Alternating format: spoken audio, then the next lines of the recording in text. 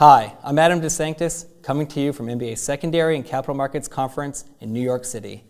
I'm here today with Srini Venkatramani at Blend to discuss the impact of speed on pull-through rates. Srini, thank you for joining us today. Adam, thanks for having me. So let's dive right in talking about speed. Where do you see that today as a competitive advantage for our lenders?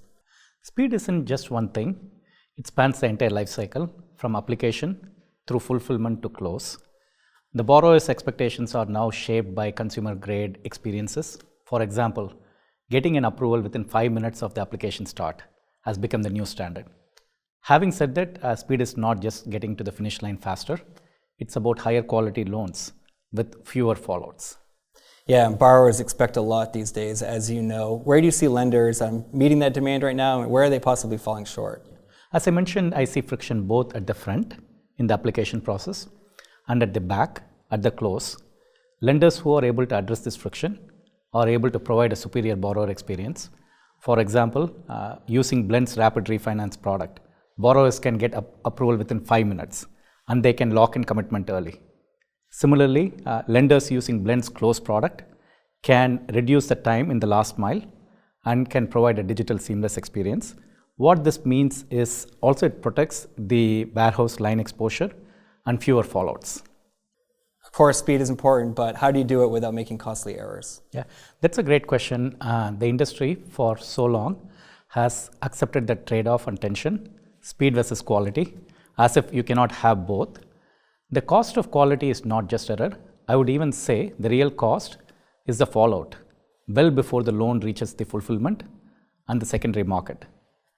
Blend's autopilot product is changing the narrative right now by making sure that the data is accurate, as well as flagging any guideline violations early in the application process during pre-underwriting. This is not just an incremental benefit. It's a whole new transformation and an operating model in terms of how people do.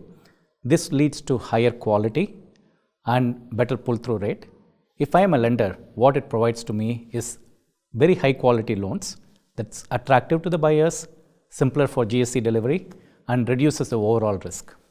That's a good breakdown there. So if you're a lender and you want to reduce cycle times and improve pull-through rates, where are 1-2 areas you think that they should be investing right now? Yeah, great question. I would point to 2 or 3 things for the lenders to do. I would start with origination. Make pre-underwriting a proactive, not a reactive thing, with capabilities such as Blend's autopilot. This is where the loan quality gets determined. So invest in it first. The second is the front door.